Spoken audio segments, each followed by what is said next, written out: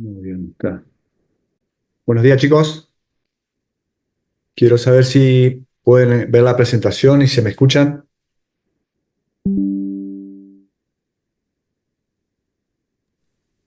Buen día, doctor, sí se ve. Perfecto. ¿Se escucha bien? ¿Se entiende? También. Perfecto. Bueno, voy a comenzar, dado que ya hay bastantes participantes en la sala.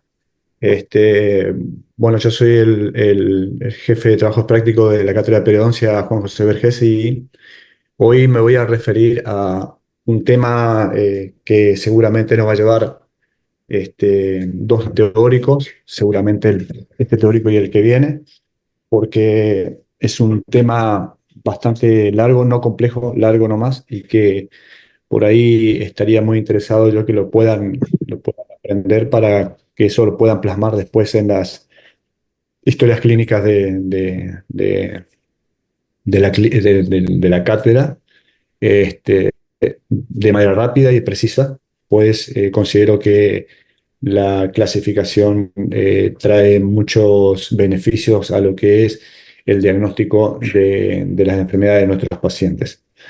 Entonces, para comenzar, vamos a hablar entonces de las enfermedades y alteraciones periodontales primero, para luego ir a clasificarlas.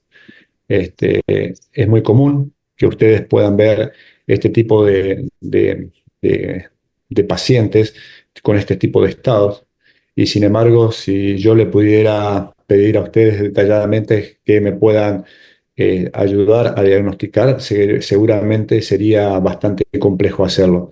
¿Por qué? Por la cantidad de problemas que vemos puntualmente en la boca, y esto que es una imagen meramente clínica. Ni hablar si tendríamos una anamnesis y supiéramos un poco más en forma detallada si el paciente tiene algún tipo de complejidad o enfermedad del tipo sistémico. Entonces, suelen aparecer estos tipos de pacientes también, donde es inevitable pensar de que hay una pérdida de inserción. Es inevitable pensar de que el paciente necesita una atención de urgencia, y de eso se trata la nueva clasificación. La nueva clasificación que trae dentro del testimonio de lo que puede llegar a ayudarnos a nosotros, tratar de encuadrar al paciente en un diagnóstico certero donde nosotros podamos también dilucidar qué tipo de tratamientos podemos darle al mismo, ¿sí? Los diferentes casos clínicos que se están proyectando son de diferentes índoles, diferentes edades, diferentes sexos y de diferentes realidades también sociales, así como hay pacientes que ustedes vieron acá, las imágenes que tienen problemas sistémicos y hay otros que no tienen problemas sistémicos. Y ahí está la complejidad de poder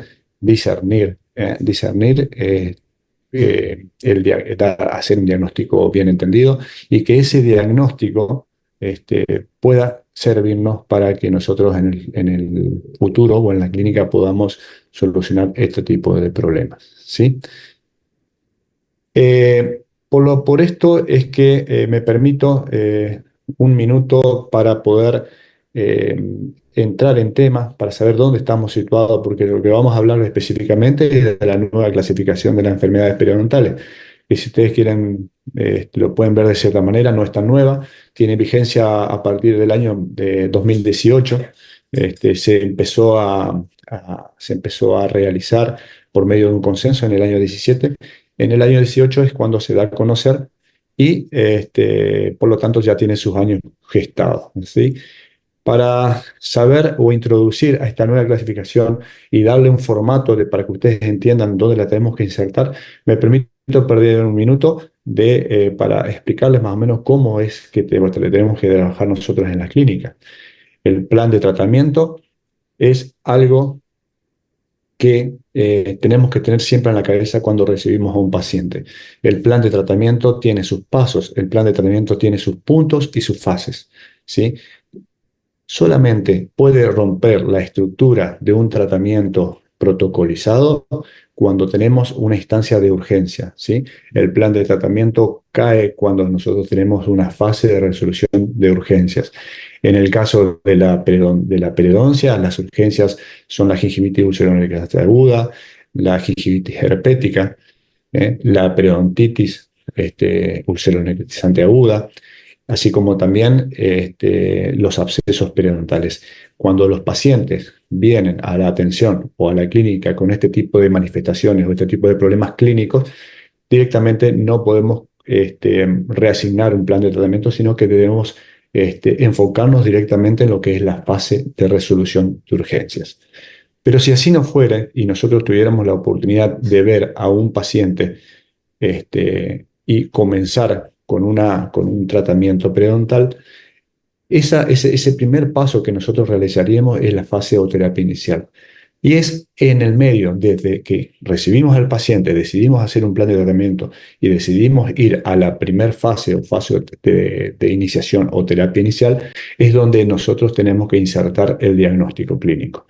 Y el diagnóstico clínico se vale de ponerle, como siempre me expreso en las clínicas, nombre y apellido al problema clínico que trae el paciente, en este caso, algún tipo de problema del tipo periodontal o de tejidos blandos. Entonces, en ese momento es donde nosotros vamos a hacer uso, cuando debemos diagnosticar clínicamente al paciente, de la nueva clasificación. Cuando tenemos la nueva diagnosticado con el nombre y apellido de la entidad que vamos a tratar, en base a la nueva clasificación, es donde recién podemos discernir y podemos ir a una fase de inicial, terapia básica también como se llama, terapia inicial o terapia teotrópica como dicen en algunos lados de las bibliografías. Cuando comenzamos con la fase o terapia inicial, vamos a hacer todos los pasos que ustedes saben, ¿eh?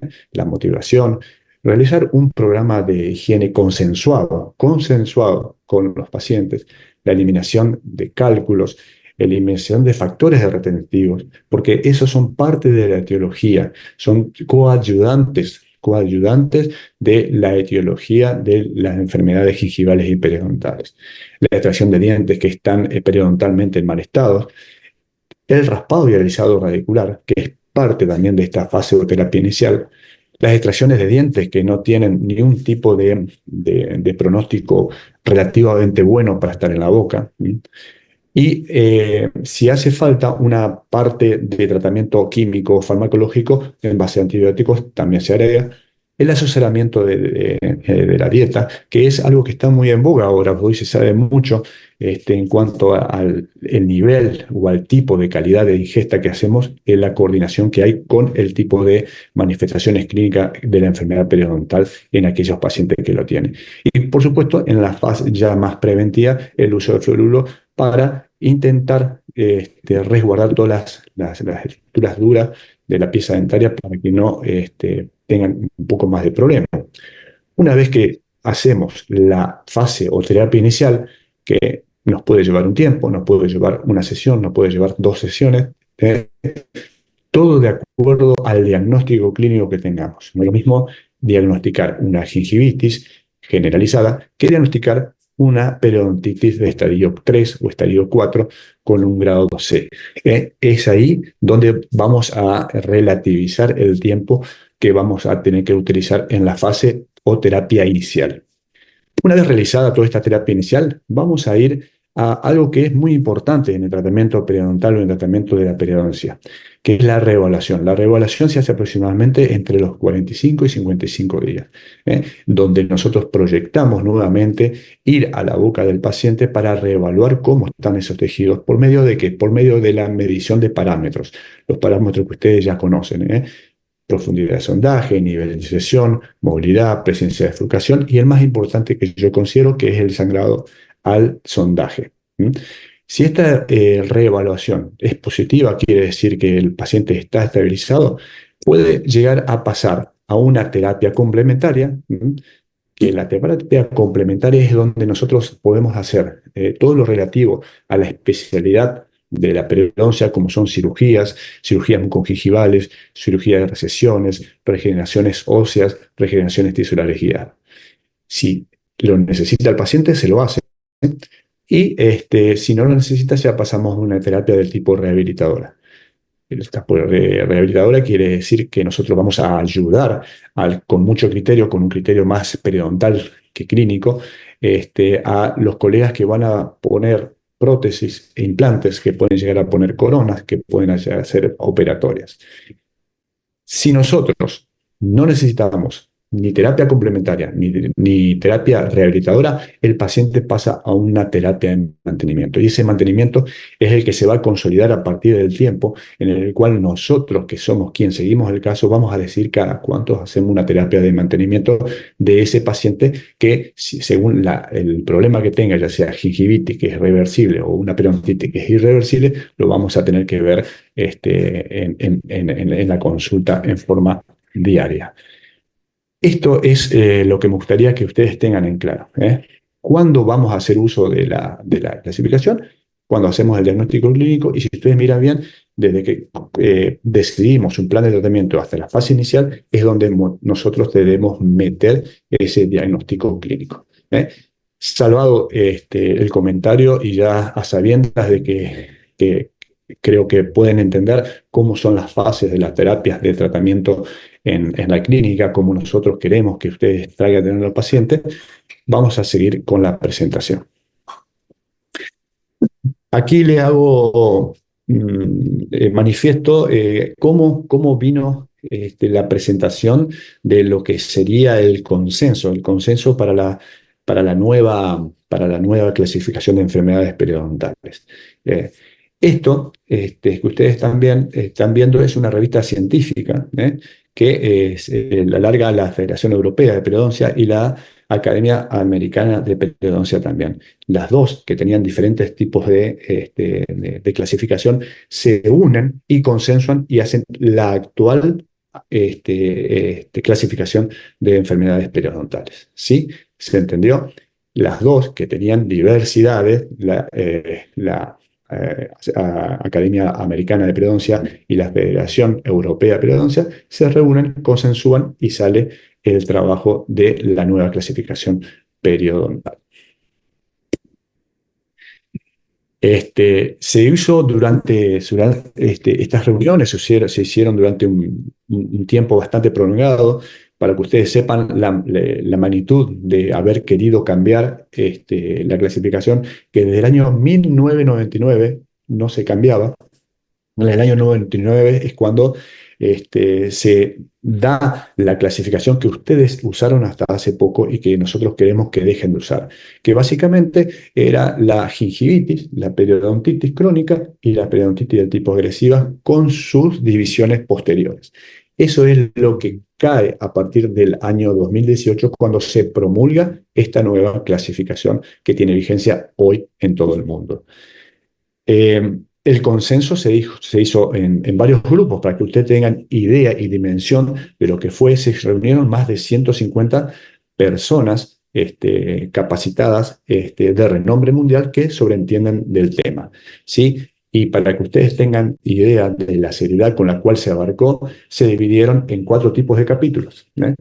Salud, gingivitis, periodontitis y enfermedades periimplantarias. Y eso es lo nuevo, esto es el suceso de esta nueva clasificación, que se incorpora a partir de esta nueva clasificación las enfermedades periimplantarias. Esa es la novedad y eso es lo bueno que atribuye a esta clasificación más seriedad. En el medio, nosotros, quienes nos dedicamos a la periodoncia y que estamos en el medio, nos surtimos de información científica a partir de la Sociedad Argentina de Periodoncia. La Sociedad Argentina de Periodoncia es el órgano que nuclea a los periodoncistas, quien se asocia, por supuesto, quien no puede asociarse, no hay ningún tipo de problema, y que está reconocida por la Asociación Odontológica Argentina. En el mismo edificio donde está SAP está AUA, ¿sí? ¿Qué es lo bueno de SAP? Lo bueno de SAP que ha entendido, igual que todas las sociedades europeas y americanas de periodoncia, que el compartir el saber, el compartir la documentación, trae aparejado mejor rendimiento de nuestro trabajo a nivel de las clínicas, puntualmente con enfermedades del tipo periodontal. Por eso, los invito a que ustedes puedan meterse en la página de la Sociedad Argentina de Periodoncia, en el cual ustedes van a sacar documentación e información que les va a servir para trabajar en la clínica y les va a servir puntualmente para sacar de forma gratuita todo este consenso de clasificación de las enfermedades periodontales que está redactado no en español y que tiene salvedades de los nuevos cambios que se introdujeron en el año antepasado y en años anteriores, ¿sí? Ustedes van a entrar y pueden cliquear en la SAP, pueden cliquear el periodontograma de la SAP, que viene en dos formatos, en formato PDF y en formato digital. Cuando ustedes hacen clic en el formato PDF, ustedes pueden fotocopiar o pueden sacar una copia impresa del periodontograma, que es muy completo y que ahora se los voy a mostrar. Y en forma digital pueden hacer el cargado de lo que ustedes ven en el paciente, todos los parámetros periodontales, y de esa manera poder después tener una impresión o llevarlo a un PDF y guardarlo en su ordenador, en su consultorio. Esa es la ventaja porque es gratuito y gratuito y abierto. ¿Sí? ¿Alguna pregunta? Disculpen, ¿alguien quiso preguntar algo? Bien. ¿Qué es lo otro que se puede sacar de SAP? Se puede sacar la actualización de la nueva clasificación, ¿sí? En forma gratuita, ustedes cliquean, lo pueden bajar, es un PDF y ahí está toda la clasificación que yo voy a intentar que ustedes aprendan en el día de hoy y en la próxima clase. SAP, Sociedad Argentina de Periodoncia, y deben ir al espacio de la página oficial y pueden sacar ya sea el periodontograma, como se los pido a veces a mis alumnos, y así como la actualización y la información de la nueva clasificación. Este es el periodontograma que proyecta SAP. Fíjese que es un periodontograma muy parecido al que nosotros promulgamos dentro de la cátedra, y que ustedes pueden hacer uso también, porque como les dije, es gratuito. Aquí pueden ustedes no solo anotar si es el diagnóstico inicial, pueden anotar si están en fase de regulación o si están en fase de mantenimiento. Está genial. Ustedes pueden colocar todos los dibujos de los niveles, del nivel de inserción, de también el remarcar las piezas dentarias que no están, las piezas dentarias que tienen movilidad, con toda la gran gama de signos que tienen para realizar este tipo de periodontograma. En la otra página del periodontograma, ustedes tienen lo que sería la información general del paciente, y la información de su riesgo sistémico, los indicadores de riesgo, que son factores de riesgo muy importantes, y los tratamientos previos, al igual que los indicadores de factores de riesgo, que es lo que va a decidir, en cierta manera, qué tipo de clasificación van a usar para la entidad que tiene el paciente en ese momento. Es muy completa, se los presento para que ustedes puedan optar si quieren usarlo. Es totalmente gratuito.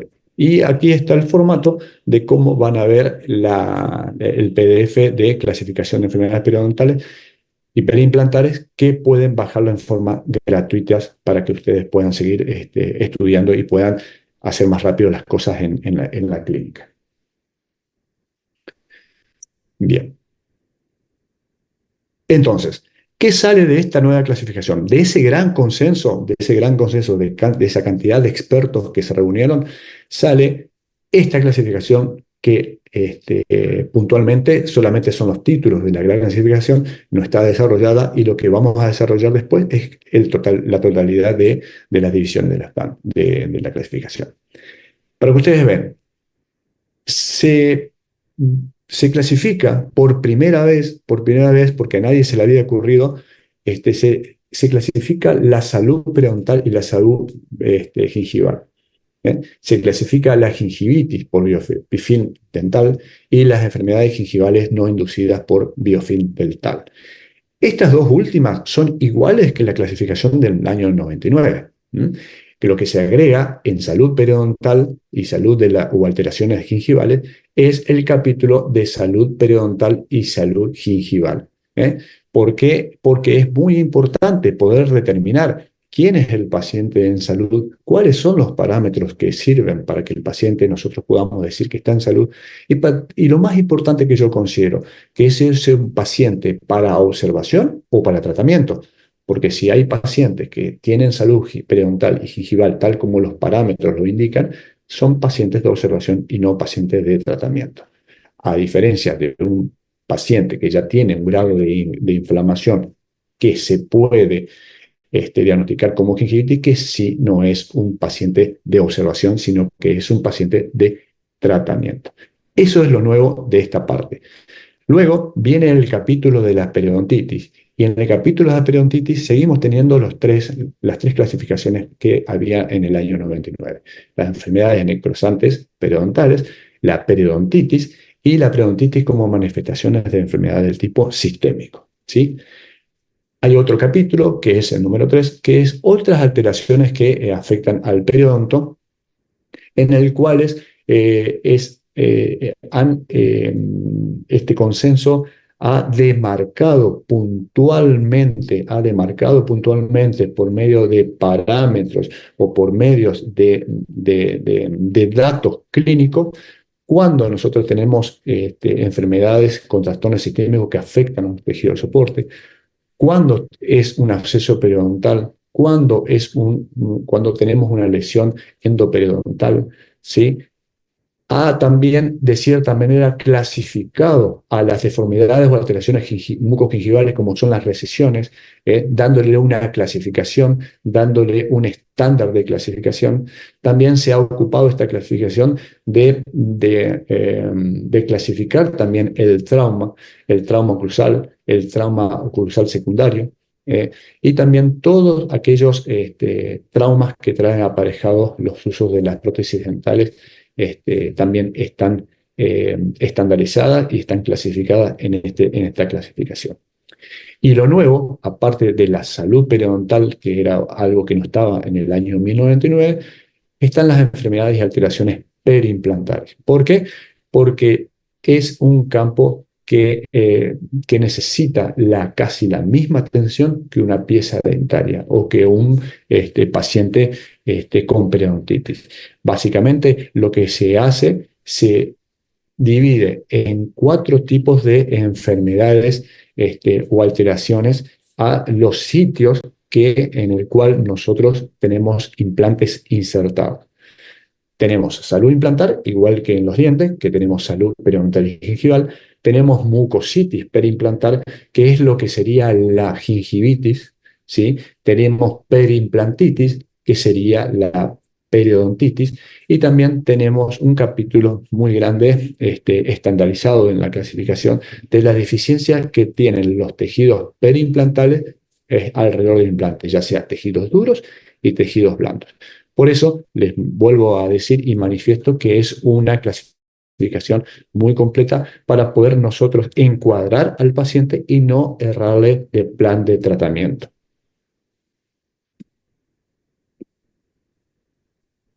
Pues entonces, ellos en el consenso también dan las directivas de cómo poder hacer uso de esta clasificación, ¿sí?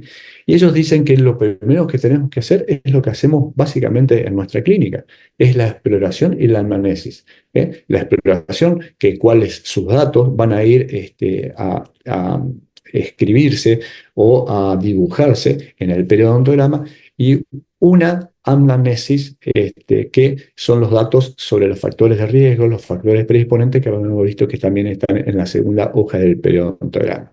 En la exploración física vamos a anotar todos los índices y medidas que nos indican los parámetros periodontales, que son 5 y que ya los vimos anteriormente. Fíjense la riqueza de los parámetros clínicos periodontales para discernir en qué tipo de enfermedad nos vamos a encarrilar para el tratamiento, ¿sí? También nos dice que tengamos, luego de la exploración, definamos el caso diagnóstico, ¿sí?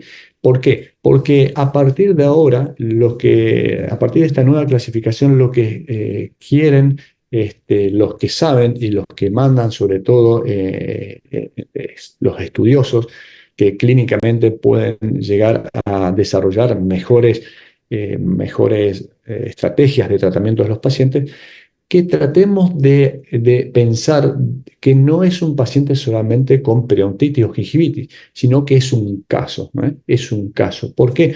Porque se sabe de la incumbencia que tienen enfermedades periodontales con enfermedades sistémicas y viceversa, las enfermedades sistémicas que también tienen problemas de tipo periodontal.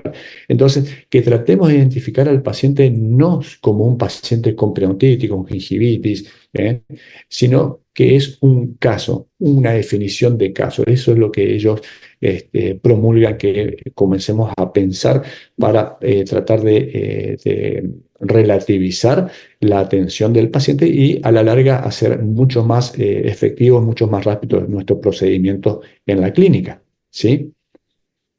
Y por último, ordenar todos esos datos, o sea, ordenar los datos de la exploración física, la anamnesis, ¿sí? Junto con la vinculación con las enfermedades sistémicas, con los factores predisponentes y con los riesgos, y podamos clasificar a la enfermedad, ¿eh? Esa sería la vía que debemos seguir nosotros cuando estamos frente a un paciente. El examen, exploración física, anamnesis, tratar de definir el caso si es que tiene algún tipo de otro problema que no sea solamente el clínico de las piezas dentarias o de los tejidos duros y blandos de la boca, y cuando tengamos todo ese conjunto de elementos, ordenarlos para poder clasificarlos. ¿Cómo lo vamos a hacer?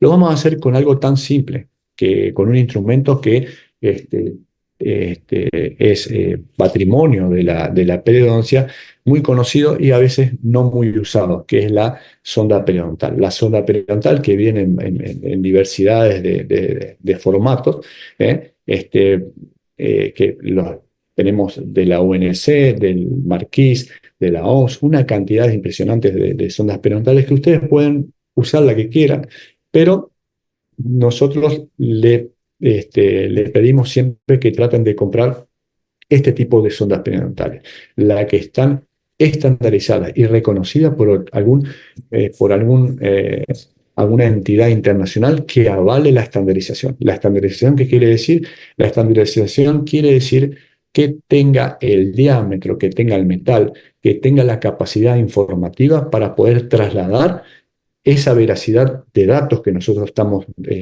tratando con los parámetros y podamos llevarlo al periodontograma, ¿sí?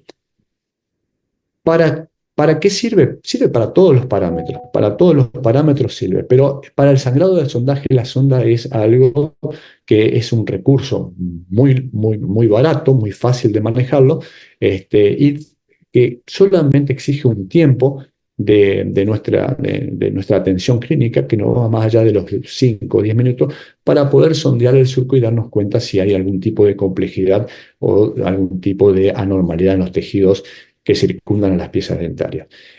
El sangrado al sondaje es el parámetro más importante en encontrar manifestaciones de inflamación y que nos lleven a un diagnóstico de gingivitis, y también es un coayudante para las manifestaciones clínicas para la clasificación de la periodontitis, ¿sí? ¿Cuáles son los límites que tiene la sonda periodontal y que mide la extensión, pero no la severidad? El sangrado no es severidad, el sangrado es extensión. Por eso, el paciente que tiene 2 o 3 sitios con sangrado tiene una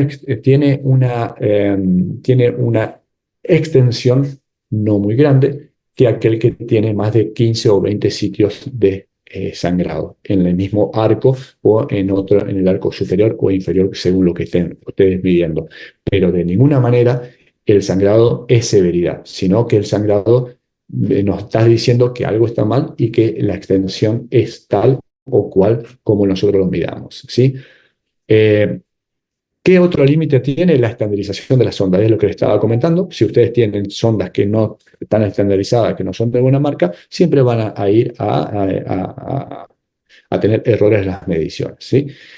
La limitación es que también es el examinador, la experiencia que tiene el examinador, el ángulo con el cual inserta la sonda periodontal y también la presión que hacen, ¿eh?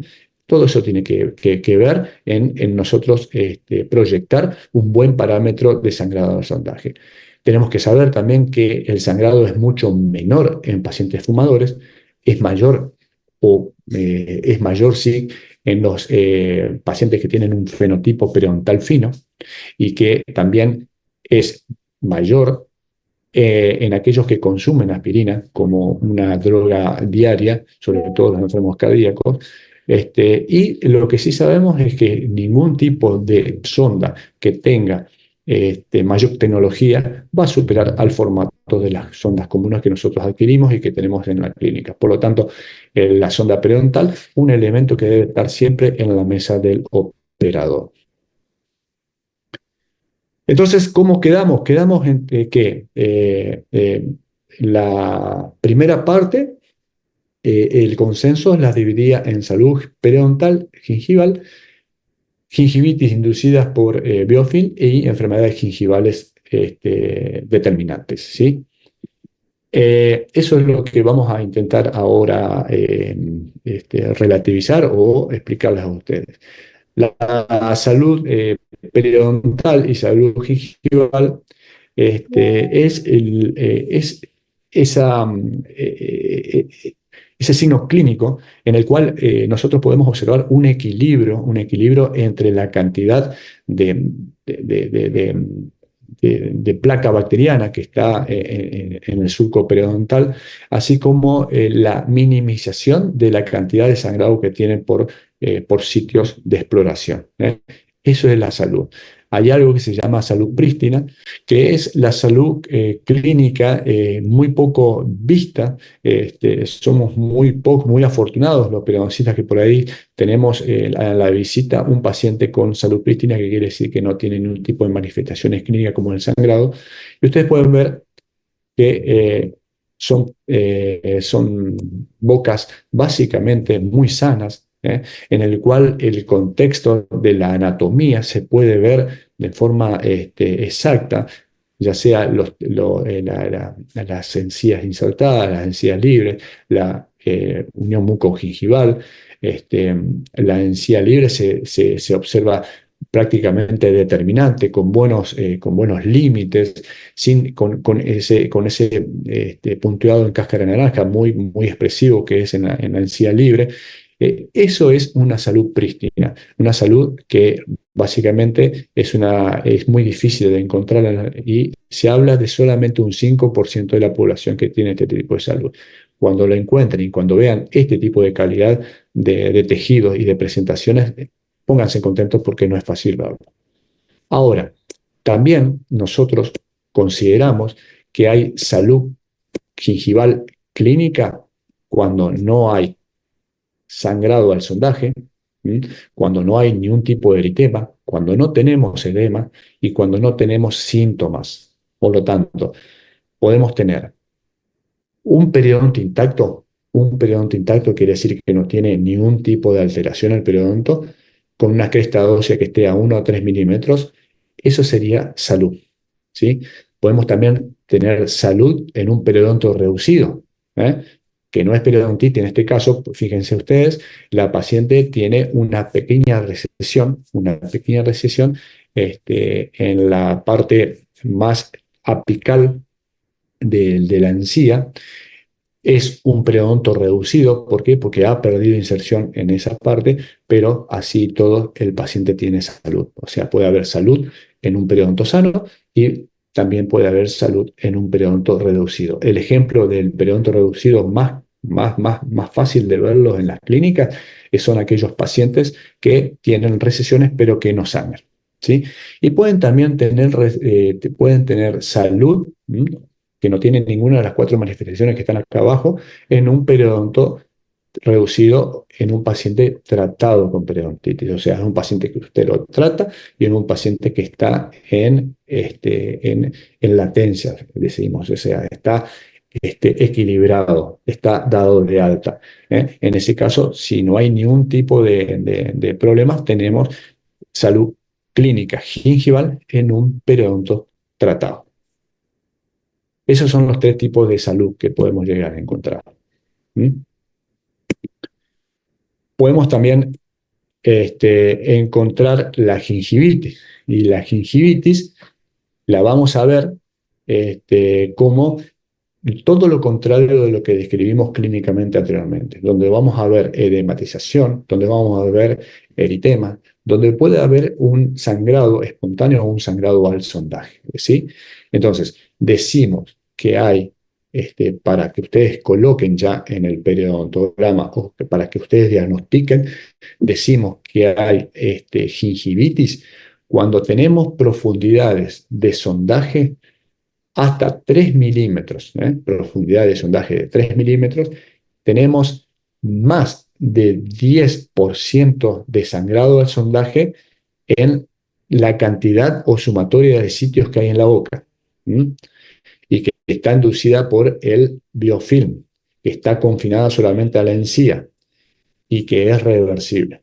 ¿M? Vuelvo a reiterar, cuando nosotros decimos que tenemos gingivitis, cuando tenemos una profundidad de sondaje de no más de 3 milímetros o igual a 3 milímetros y que tiene más de 10% de sitios con sangrado del sondaje presente. ¿Cuántos son los sitios que debemos sondar en la boca? En la boca según la cantidad de piezas dentarias. Tienen que pensar ustedes que cada diente tiene tres sitios por lingual y tres sitios por vestibular.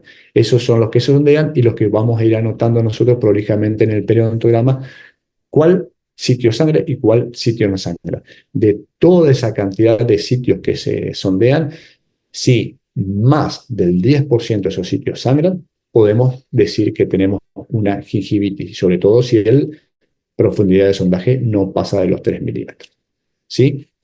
Cuando hay salud, es muy parecido el concepto. Hay salud, o nosotros podemos decir que el paciente está en salud, con cualquiera de los formatos que mostré anteriormente, con periodonto sano, con periodonto tratado o con periodonto reducido. Hay salud cuando tenemos sangrado en menos del 10% de los sitios sondeados. ¿Eh? Ustedes sondean al paciente y de la cantidad de sitios que sangran, si es menos del 10% de la cantidad de sitios sondeados, estamos en salud. ¿Eh?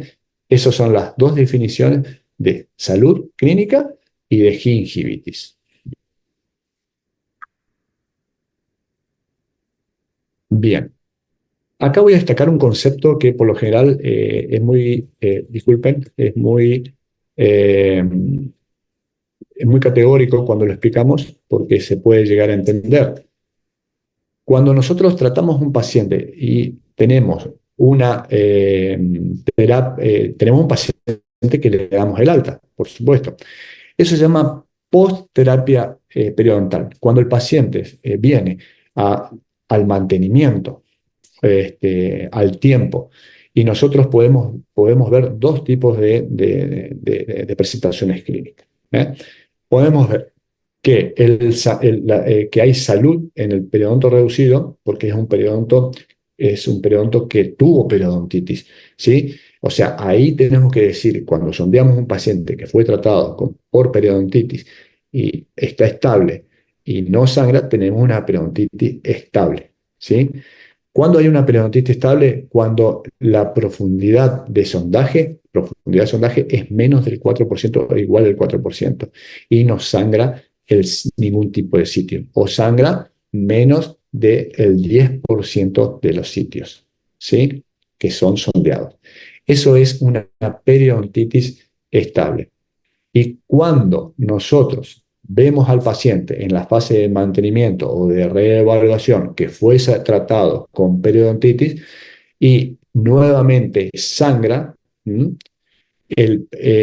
es una gingivitis, es una inflamación gingival, ¿sí? Cuando hay inflamación gingival, el mismo concepto de la salud. Cuando hay más del 10% del sangrado al sondaje en sitios que fueron sondeados anteriormente.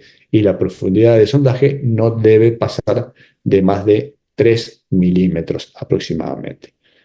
Vuelvo a reiterar el concepto. El paciente que tuvo periodontitis nunca va a ser un paciente que revierta esa condición. El paciente que tuvo periodontitis, que fue tratado con éxito, si nosotros lo vemos en la etapa de mantenimiento o de reevaluación y no sangra, ¿m? Y la profundidad de sondaje es D4 o menor de 4, hablamos de una periodontitis estable. ¿M? Ahora, si el paciente en la fase de mantenimiento que estuvo, que fue tratado periodontalmente y en la fase de mantenimiento yo lo puedo sondear y sangra, es una inflamación gingival. Y entonces tenemos una periodontitis que nuevamente está activa, ¿sí? Está remanente, ¿sí? ¿Qué tiene que haber? Sangrado en más de los 10% de los sitios sondeados y tiene que haber profundidad de sondaje de menos de 3 milímetros. Si no, vuelve a tener una periodontitis nuevamente. El concepto entonces que tienen que tener bien presente ustedes es que el paciente que tiene periodontitis no baja un escalón a la gingivitis. El paciente que tiene periodontitis siempre va a tener periodontitis, nada más que está en un grado estable o está remitiendo de nuevo, ¿sí? El paciente que tiene gingivitis tiene una enfermedad que sí es reversible en forma permanente. Bien. Este es un cuadro de la categorización del paciente, ¿sí? Es muy fácil de entenderla. Está también en cualquiera de los portales importantes de, por ejemplo, la Asociación Americana de Periodoncia o la CEPA, que es la Asociación Española de Periodoncia. Es muy fácil de entenderla porque en él dice que el paciente con salud periodontal tiene un diagnóstico de salud periodontal. El paciente con gingivitis tiene un diagnóstico de gingivitis. Y el paciente con periodontitis que tiene estadio y grado y que ha sido tratado periodontalmente puede tener tres tipos de periodontitis. Periodontitis controlada, periodontitis en remisión y periodontitis no controlada. Volviendo al anterior ejemplo del sangrado del sondaje, que es el primer indicio que nos indica que algo está mal, tenemos una periodontitis controlado cuando no sangra, cuando tenemos salud. Tenemos en remisión cuando sangra, pero no hay profundidad de sondaje que vaya más allá de los 4 milímetros. Y tenemos un paciente no controlado cuando sangra y la profundidad de sondaje se va a más de 4 milímetros hacia el surco. Es de esta manera nosotros categorizamos a los pacientes. Es una forma fácil y rápida de poder categorizar al paciente dónde se encuentra. Esto es lo que anteriormente les decía, para que lo tengan en cuenta, ¿sí? La diferencia siempre son 4 a 5 milímetros cuando la periodontitis remite o cuando no está controlada, ¿sí? Fíjense que siempre estamos ahí teniendo desfasaje en hasta 3 milímetros del surco normal. 4 y 5 milímetros son los milímetros que se manejan como para decir, ¿tenemos controlada la enfermedad o no la tenemos controlada? ¿Sí? Perfecto. Bien, ahora vamos a hablar un poquito de la patogenia, ya para entrar en la periodontitis, en la clasificación. La patogenia, los nuevos conceptos de la patogenia son por los cuales se sentencia que se debe hacer una nueva clasificación. ¿Por qué?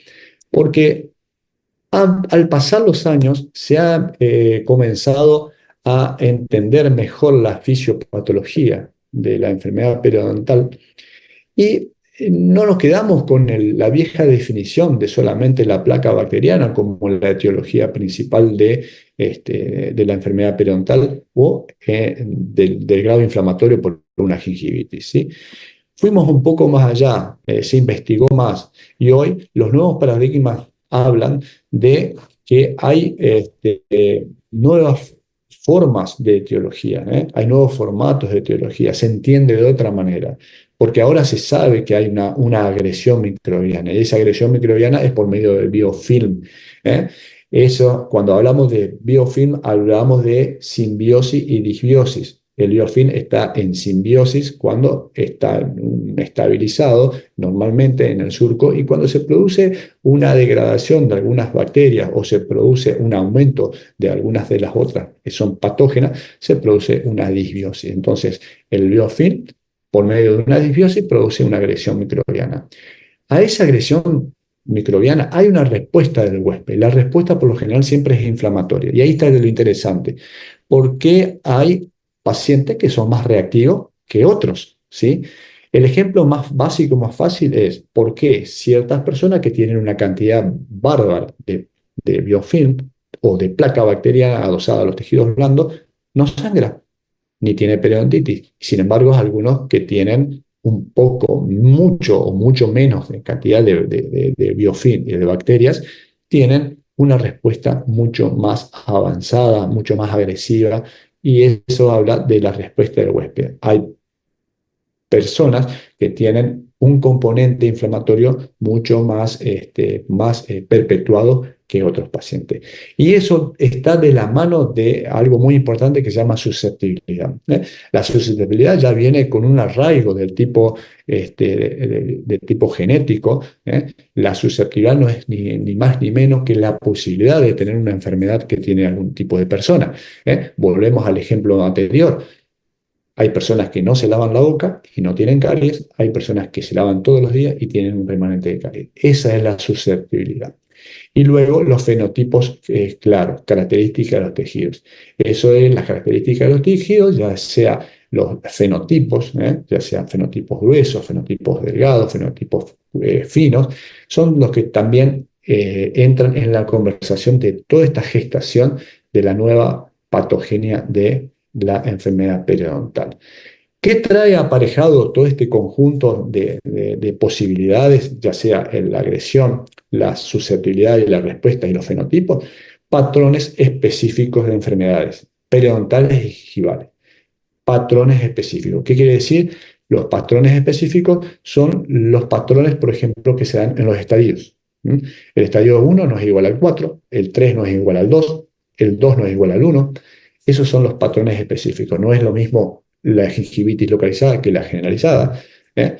Hay diferentes tipos de patrones, de enfermedades que son muy específicos. Y en esto se relativiza la nueva clasificación, en tratar de entenderla. ¿Sí? Entonces, como le había dicho anteriormente, cuando se hace el consenso, se dividieron 4 grupos. Uno se ocupó de la enfermedad, el otro grupo se ocupó de la gingivitis, el otro grupo de la periodontitis y el otro grupo de la perimplantitis. Los que estaban en la periodontitis dictaminaron que, bueno, que había 3 tipos de periodontitis: la periodontitis necrotizante y la periodontitis como manifestaciones directas de enfermedades sistémicas, ¿sí? Entonces, para esto es que se hizo un, un sistema multidimensional de estadio y grados para poder clasificarlo, para poder encuadrarlo en una practicidad relativamente veloz para poder tratar al paciente, ¿eh? Estas son los 3 tipos de periodontitis.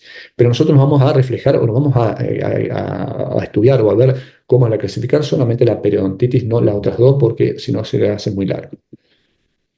Eh, También en ese mismo grupo de consenso de la periodontitis se llegó al consenso de por qué esta nueva clasificación, porque ya no había ni un tipo de concepto o no había ni un tipo de evidencia que avale que las diferencias que había entre una periodontitis agresiva y una crónica. No había un aval científico que podía refutar ese fundamento, ¿sí? Y tampoco podían encontrar cierta correspondencia entre una enfermedad agresiva y una enfermedad crónica, por lo que decían que podía ser casi lo mismo y es lo que luego se desarrolló en la nueva clasificación. Y también eh, el consenso, creo que es por lo más importante que se hizo esta clasificación, es porque si solamente se clasificaran las enfermedades periodontales por la gravedad, nos olvidaríamos de la complejidad del tratamiento, ¿sí? Y de los factores de riesgo. Esta nueva clasificación tiene los tres componentes.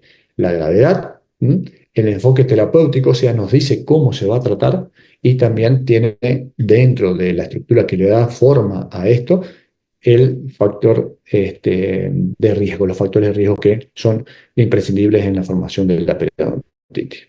¿Sí?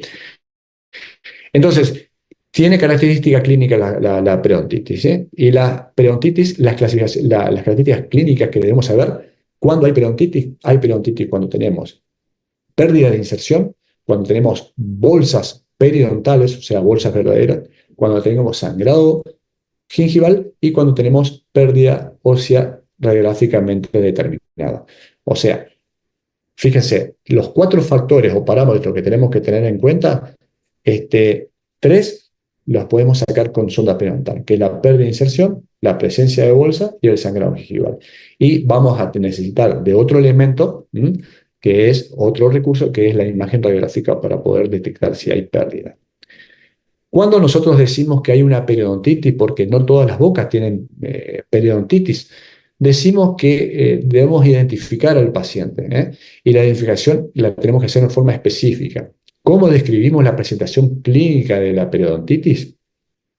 Cuando hay pérdida de inserción interproximal en más de dos piezas dentarias no adyacentes.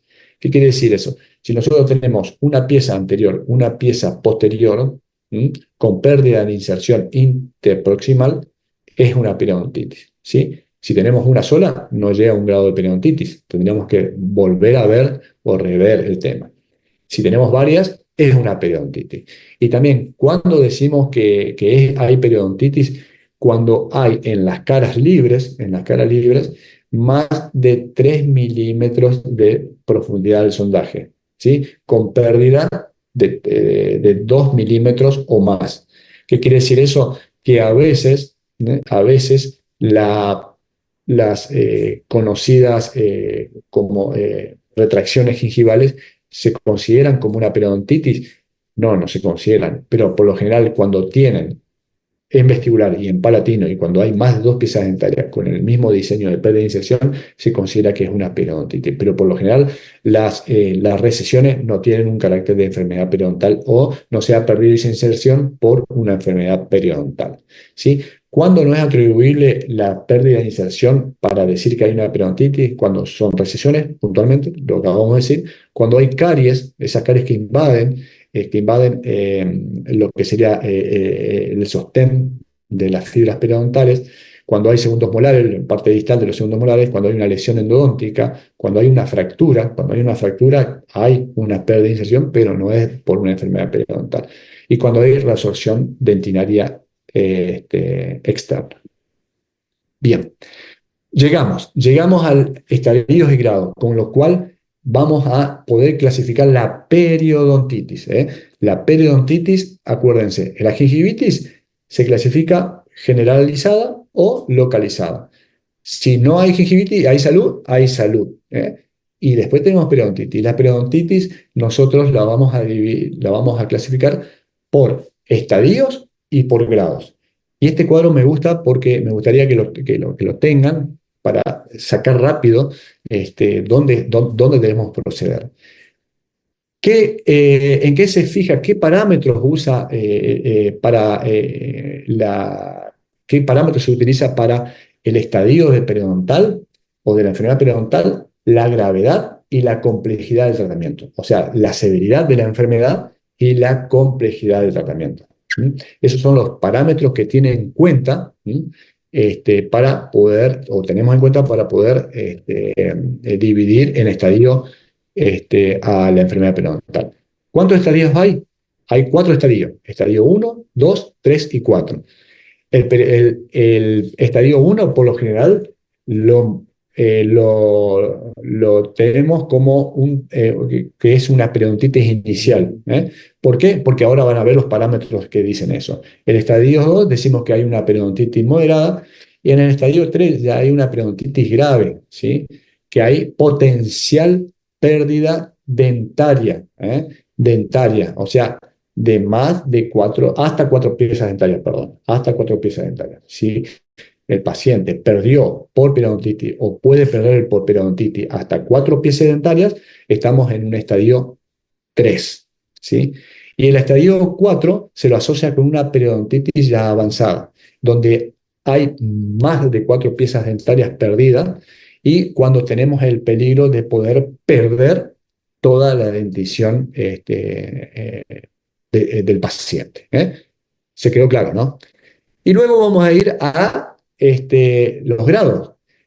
Los grados manifiestan la tasa de progresión de la enfermedad. ¿Eh? Eso valora el grado. ¿Eh?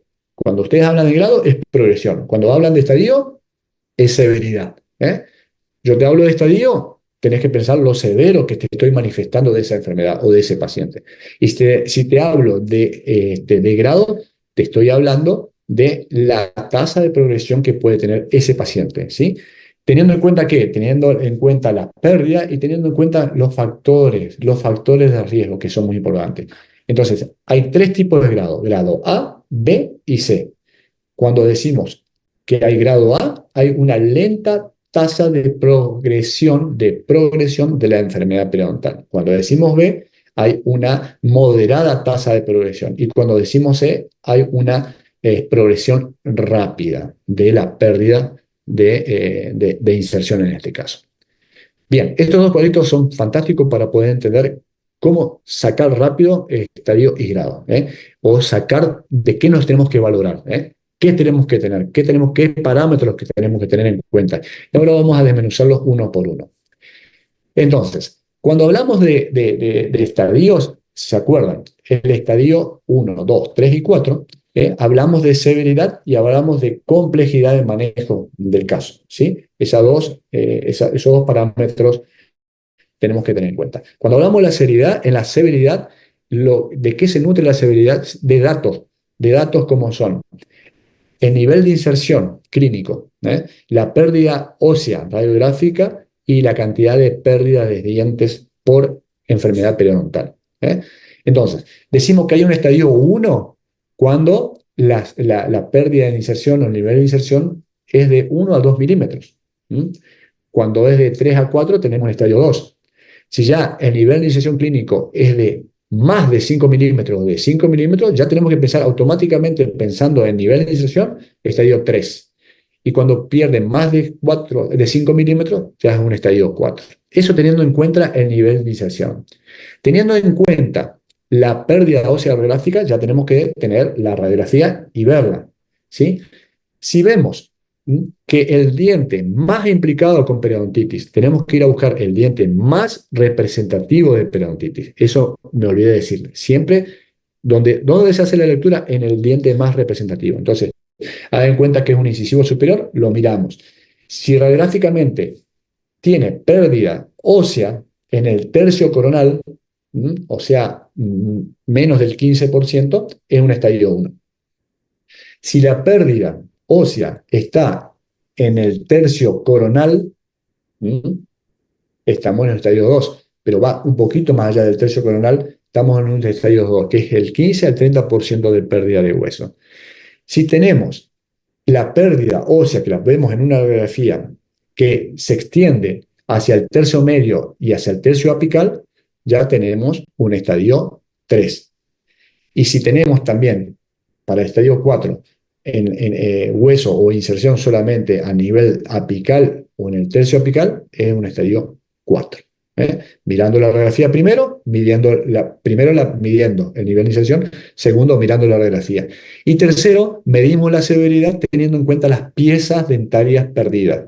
En el 1 y en el estadio 2 no se pierden piezas dentarias por periodontitis.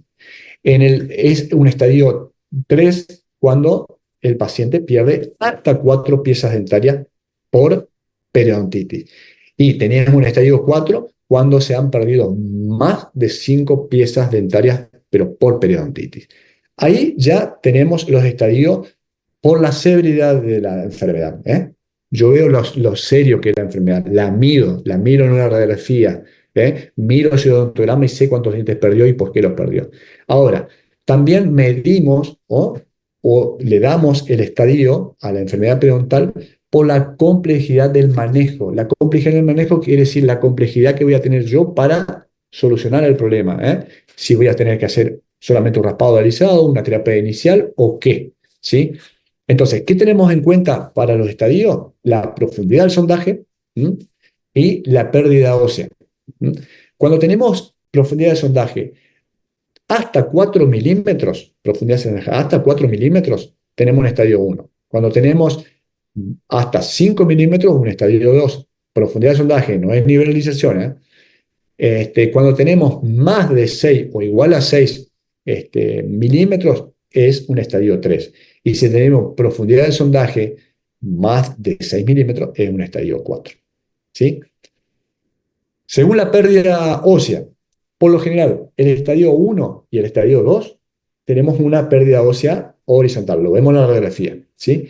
Ahora, cuando en la radiografía vemos que el paciente ha perdido más de 6 milímetros, ¿sí? Tenemos una pérdida ósea vertical o angular, ¿sí? De más de 3 milímetros, y tenemos lo más importante que se tiene en cuenta para el estadio 3, lesiones de bifurcaciones, ya sea de grado 2 o de grado 3, ¿sí?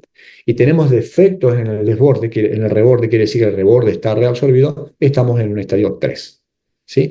Ahora, si a todo eso, si a todo eso, toda la sumatoria del estadio 3 lo llevamos más al estadio 4, más que necesita una rehabilitación compleja, más que ya tiene trauma secundario, movilidad de más de 2, tiene defectos y tiene colapso en la mordida y tiene menos de 10 pares de dientes, directamente esa sumatoria hace el estadio 4.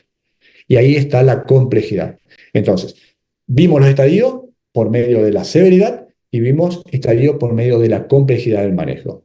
Lo que nos queda abajo es la extensión y la distribución. Entonces, eso se lo agregamos al estadio. Por eso siempre decimos, tenemos una periodontitis estadio 1 generalizada o localizada. Esto es muy fácil de sacar. Lo que tenemos que hacer es contar la cantidad de dientes, ¿no?, afectados, ¿sí? Y lo dividimos por la cantidad de dientes presentes, ¿sí? Afectados por dientes presentes, afectados por la periodontitis y que tengan características de 1, 2, 3 o 4 de estadio, ¿sí?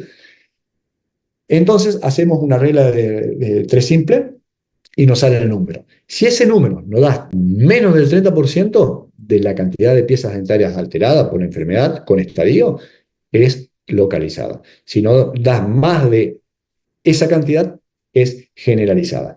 Y hay que agregarle también a este complejo que hay un patrón que se llama patrón incisivo molar, que es las características que tienen algunos pacientes de tener mucha periodontitis solamente en molares superiores, molares inferiores e incisivos inferiores. Eso es el patrón incisivo molar.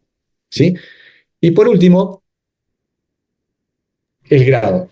El grado es el A, B o C. Recuerden, ¿por qué se lleva el grado? Por la tasa de progresión de la enfermedad. ¿Cómo sabemos nosotros la tasa de progresión? Hay dos tipos de evidencia. Una evidencia directa, que es por medio de una radiografía. O sea, evidencia directa quiere decir, viene el paciente, yo le saco una radiografía y la comparo con la que se la saqué hace 5 años. ¿Sí? Si veo que no perdió nada de inserción, nada de inserción en los últimos 5 años, es grado A. Ahora, si el paciente en esta comparación de estas dos radiografías me perdió más de 2 milímetros, es un grado B. Ahora, si el paciente menos de 2 milímetros es grado B, pero si el paciente, comparando las dos radiografías que le saco hoy y le saqué hace 5 años, tiene más de 2 milímetros, le tengo que decir, usted tiene un grado de progresión rápida, o sea, tiene un grado C. ¿Se entiende? Esa es la evidencia directa, porque hay una evidencia indirecta, y la evidencia indirecta la tenemos que sacar en aquellos pacientes que no tengo la radiografía y que la voy a tener que inventar. Yo tengo la actual, porque el paciente nunca vino, entonces yo saco una radiografía. Y se hace una regla de tres simple, se divide por la edad y se saca un porcentual. Ese porcentual, si da menos del 0,25, es tasa de progresión lenta. Si da entre 25 y 1, es grado de progresión media o moderada. Y si da más de 1, o sea, el dígito, estamos hablando de una rápida tasa de progresión. ¿Sí? Esa es la evidencia indirecta. Hay otro tipo de evidencia indirecta, que es el fenotipo. Y el fenotipo habla del sustrato. El sustrato no es ni más ni menos que el biofilm o la placa bacteriana. ¿Por qué? Porque aquí es lo interesante de esta clasificación por grado. Porque hay muchos pacientes que tienen grandes depósitos de placa bacteriana o biofilm con niveles muy bajos de destrucción. ¿Mm? Entonces ahí podemos pensar que el paciente sí es un grado A, o sea, lenta progresión de la enfermedad. Ahora, hay pacientes que tienen una cantidad de biofilm y de placa bacteriana que es muy proporcional al depósito de biofilm. Entonces es una moderada tasa de progresión. Y hay pacientes, como en el caso del signo incisivo molar, ¿m? Que yo le hacía referencia anteriormente, que por lo general tienen muy poca placa bacteriana, pero tienen mucha restricción. O sea, tiene que ver la calidad de la placa bacteriana o del biofilm, ¿m? Que es, a juicio valorativo, mucho más importante que la cantidad. Ese poquito, muy patógena, produce esta cantidad de pérdida. O puede ser también por una falta de respuesta a un tratamiento habitual que se hizo en ese paciente. Y otra cosa que esta clasificación vuelve a poner en boga son los factores de modificadores. Y los factores de modificadores son los factores de riesgo. Factores de riesgo que son muy importantes para predecir esa progresión de la enfermedad. ¿Sí? Y nos basamos en dos factores de riesgo. Uno que es un hábito, el fumar, o riesgo nicotínico se llama ahora, y la diabetes, ¿eh? La diabetes conocida por todos. Entonces, si el paciente viene y en la anamnesis dice no fuma, es un grado A, o sea, ya empezamos a ganar criterio de poder eh, progresar en el tratamiento. Ahora, si el paciente en la historia clínica dice que consume hasta 10 cigarrillos por día, es una moderada tasa de progresión. Ahora, si el paciente fuma más de 10 cigarrillos, ya estamos hablando de una tasa de progresión elevada o rápida. ¿Sí? De la misma manera, la diabetes. Y para la diabetes vamos a usar la glucemia. ¿Sí? La glucemia, por medio de un estudio que es muy importante, la hemoglobina glucolizada, que se la debemos pedir a los pacientes que son diabéticos. El diabético que no, perdón, el paciente que no tiene diabetes, directamente nosotros podemos llevar a un grado de progresión A. ¿Sí? El paciente que tiene diabetes y que nos dice que su hemoglobina glucolizada es de menor de 7%, estamos con una tasa de progresión relativamente moderada. Ahora, el paciente que tiene una hemoglobina glucolizada de más del 7%, aparte está descontrolado o no está tratado, estamos hablando de una rápida tasa de progresión. Muy bien. Dado,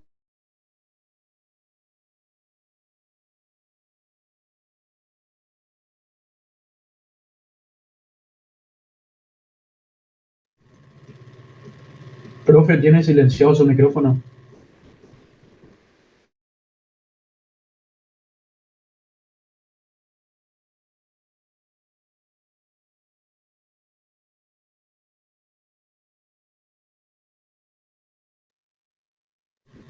Doctor, no se le escucha. ¿Ahora? ¿Hola? Ahora sí. Ahora sí, doctor. ¿Pero se escuchó todo el teórico? Sí, sí, sí, Eh, recién se cortó solamente. Disculpen, disculpen, habré tocado algo sin querer. No, no, no, no. Bueno, chicos, disculpen, pero el tiempo me apremió y ya tengo que entregar. Pero para la próxima vamos a los casos clínicos donde está todo lo que le expliqué. Así que les pido disculpas por el tiempo que se me pasó y que no voy a poder recibir algunas de sus preguntas. Pero el miércoles estoy en la clínica, el que me quiera preguntar algo, o el viernes nos vemos en el próximo teórico. ¿Eh? bueno, doctor, ¿este tema entrará en el parcial? No, no tengo ni idea tengo, ni idea. Bueno, Habría que pues, preguntar. Entre estas enfermedades sistémicas, profe, ya subieron en el aula. Ah, bueno, no, no, no, no. Te mentiría si te digo. No, no, la verdad que Hola, no soy sé. el doctor Monzón, ¿me escuchan? Ah, hola Javier, ¿cómo le va? ¿Cómo te va, Juanjo? Bien, No, bien. no, no está en el temario del primer parcial este tema, ¿eh? Creo que ya se subieron los temas de manera tal que hasta el que se dio el viernes pasado nada más. Eso es todo. Adiós. Hasta luego, doctor. Chao, chicos. ¿Preguntas el miércoles o el viernes en la presentación clínica? Gracias. Bueno, gracias, gracias, doctor. profe. Buen día.